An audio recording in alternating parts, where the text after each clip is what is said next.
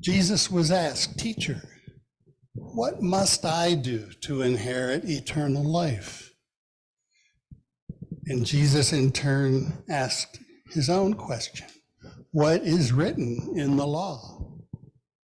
So the man answered, "You shall love the Lord your God with all your heart, all your soul, all your strength, and all your mind, and you shall love your neighbor as yourself." To this, Jesus replied, "You have given the right answer. Do this, and you will live." But the man continued and asked further, "And who is my neighbor?" This prompted Jesus to relate the familiar parable of a traveler who is beaten by robbers and left for dead alongside the road.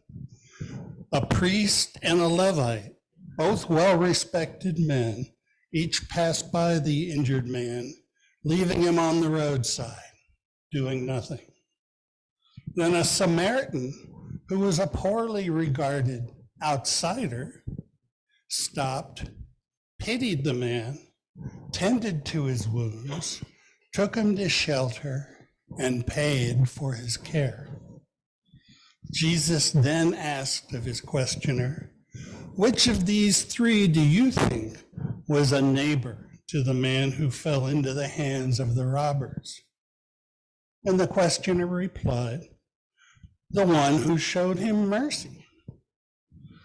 Jesus replied, "Go and do likewise." This is a clear call to treat our fellow humans with care and compassion, and that how we behave towards one another is far more important than our status or position in life.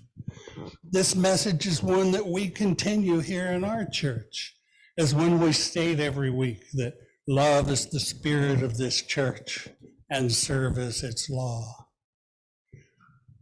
Our measure for how to be a good person, for living the virtuous and honorable life, is really one of how to behave in association with one another, with other people. Our standards for all our moral and ethical teachings are embedded in our humanity. As UUs, we start here by affirming the inherent worth and dignity of every person. Now, I said our ethics are embedded in our humanity. That's not quite specific enough. All of our attachments and sense of belonging, that which gives motive to us to care and feel responsibility towards others, is derived somehow through our close connections, our proximate social groups. Kinship attachments, however we define kinship, define our closest circle of relations. And it is these kinship relations that first give us a purpose, a connection, a reason to feel a moral obligation to others. Now, obligation might sound a little impersonal and formal, like something externally imposed, but in its essence, it's anything but impersonal. Inside the word, the root liga, obligation, is the same root that we find in ligament or in religion. We feel obligation to relationships that tie together or bind us with others. When I talk about the features that I personally see as essential in a humanistic theology, I look for patterns of social connections and mutual supports, first defined at family and tribal levels, then reticulating outward into broader and broader concentric circles of attachment. As we learn and come to believe in our mutual dependence on other persons, we are building the basis for a truly connected and engaged common humanity. Someday, we might approach a united world order, a truly global in-group, but only after we manage to break down the many barriers and walls we have created between us. those things that put separation and distance between groups and encourage competition, othering, and fear. Instead, we want to encourage proximity. We want to build reciprocity among all people because mutually reciprocal connections and needs form the basis of social grouping. Familiarity is important. The point I want to make clear, though, is that kinship consciousness is central in the creation of the positive social bonds that work to sustain cooperation and encourage compassion and care in our normal relations with one another. Now, this is all very high-minded and aspirational, but I do believe that given enough time, we are on track, maybe someday, somehow, to forge something akin to world peace and harmony if we don't kill ourselves trying to get there. But a real and present concern is that we don't have unlimited time to find our way there. We all know too well that the connected problems of climate change and habitat destruction are threatening the ecological order of the world as we know it. The world will survive the consequences of human impact, but human lives and the well-being of those and many other species that we know are at risk. This is not a surprise. We've known of this for a while, although the rapid pace of climate change is somehow shocking and definitely scary. But we cannot assume that what we know as the human condition will persist ad infinitum into the future without change. As I said at the start, though, we tend to frame most of our questions of purpose around our thinking of what it is to be human and to be part of the order of humanity, how we should live vis-a-vis others, what is the good life.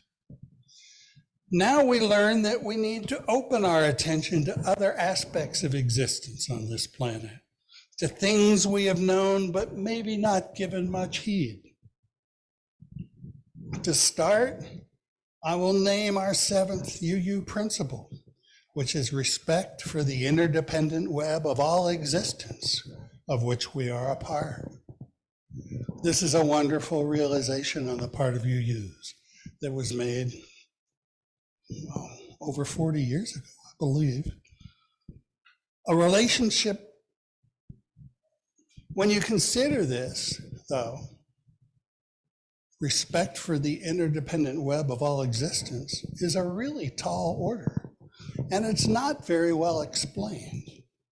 It's a start. At least we got to a place where we acknowledge that we're connected to so much else, and we do imply in this that the world and cosmos are not just here to serve our interests, but a relationship of respect suggests a bit more than use and exploitation, or even careful management. What is really involved in holding respect? What is involved in holding respect for all of the things which are interdependent in our web of existence?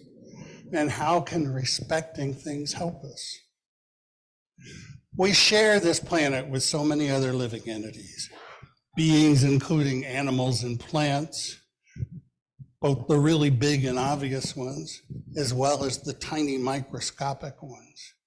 Non-living entities as well include all of the elements and substances that form us and form the earth.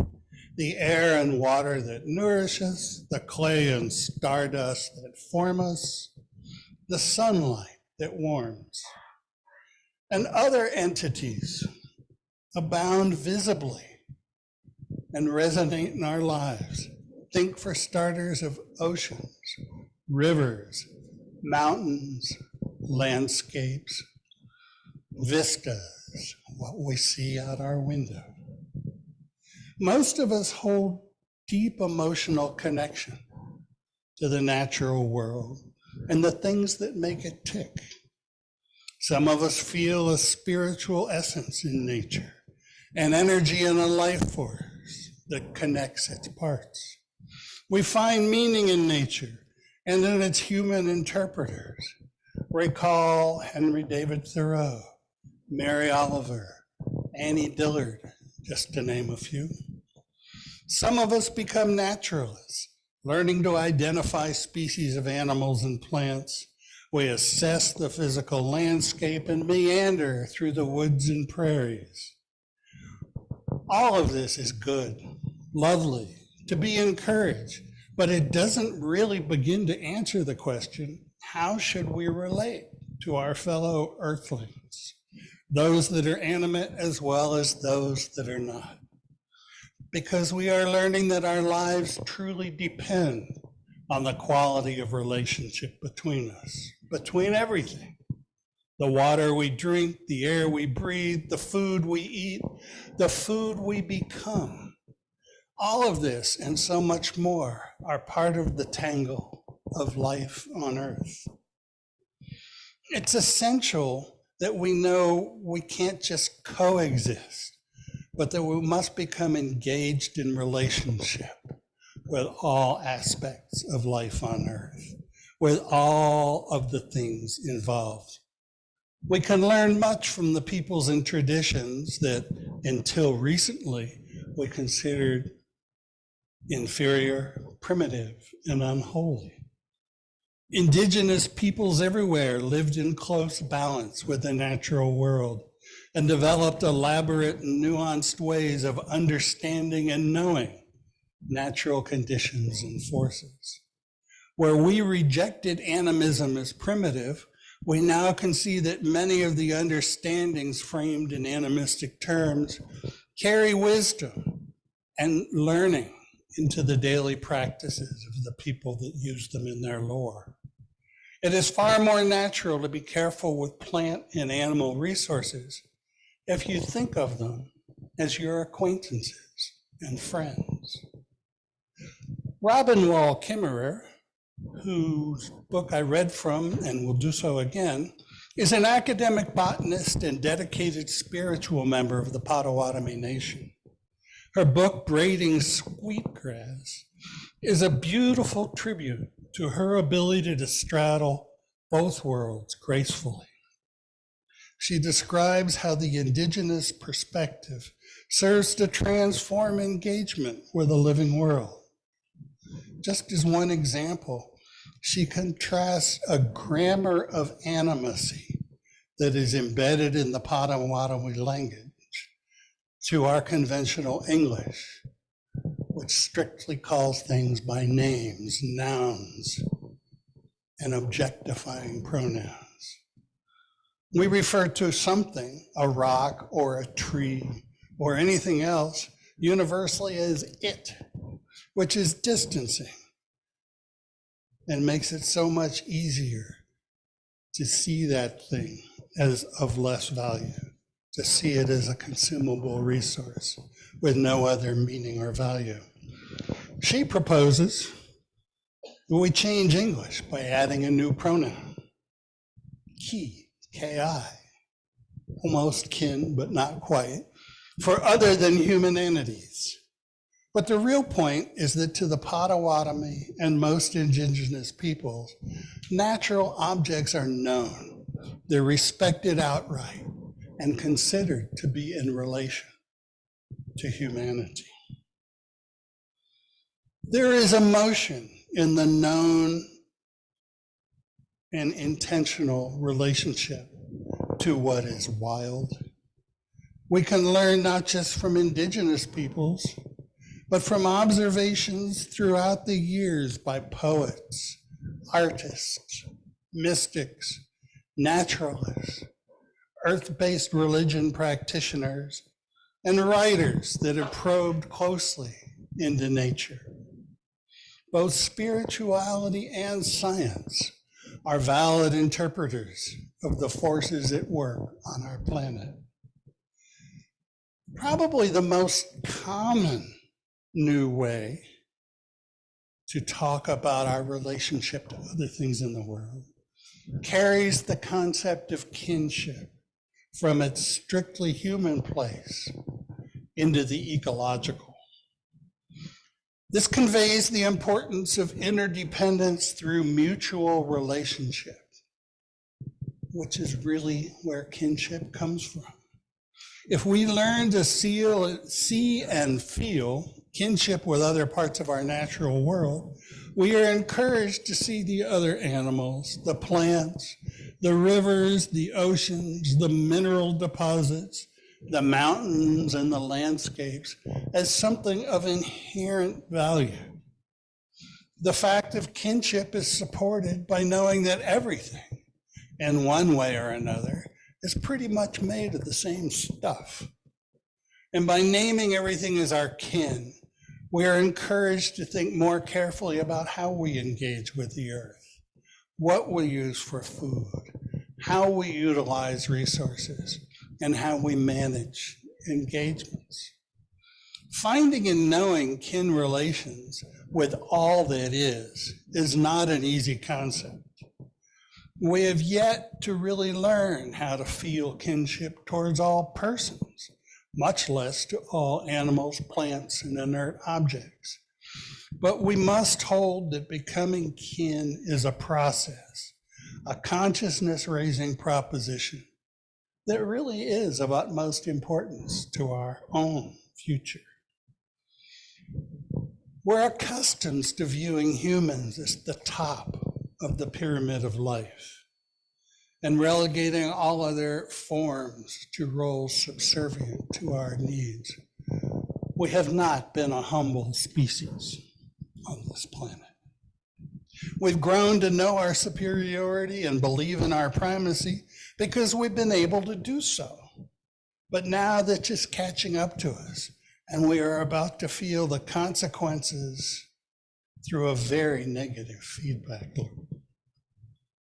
Humans are special among all forms of life, not just because we're thinking creatures, not just because we have some of the intelligence and capacities we have, but in one way in particular that can still serve to help us as we face future uncertainty. This is because we're uniquely positioned among all life forms to be able to change and adapt without undergoing a long process of genetic mutation and evolutionary change. We are observant, creative, and clever beings. We have the ability to hold memory and a capacity to pass knowledge between individuals and across generations. We tell stories, we learn by accumulating messages from others, and we can build new ways of knowing, new ways of seeing, of ourselves and of our world.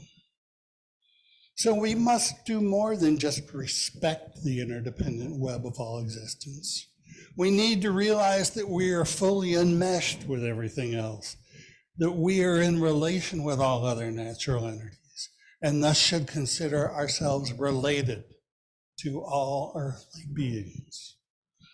Thinking in terms of kinship requires a huge change in our consciousness and in our attitudes. No simple epiphany will convert the human race to accepting ideals of global interspecies kinship. What it will take is a constant cultivation of the ideas in ways that feel familiar to people, that are approachable, repeated intimacies, desensitization, suggestions made within local circles of knowledge and friendship. Some things have started that might prompt and support these efforts. For example, about 6 years ago, the Wanganui River in New Zealand was granted legal status as a living entity with the same rights of personhood as a human being. This was a direct effort to embrace Maori cultural understanding in the national law of New Zealand. And similar actions have occurred in places in South America and South Asia.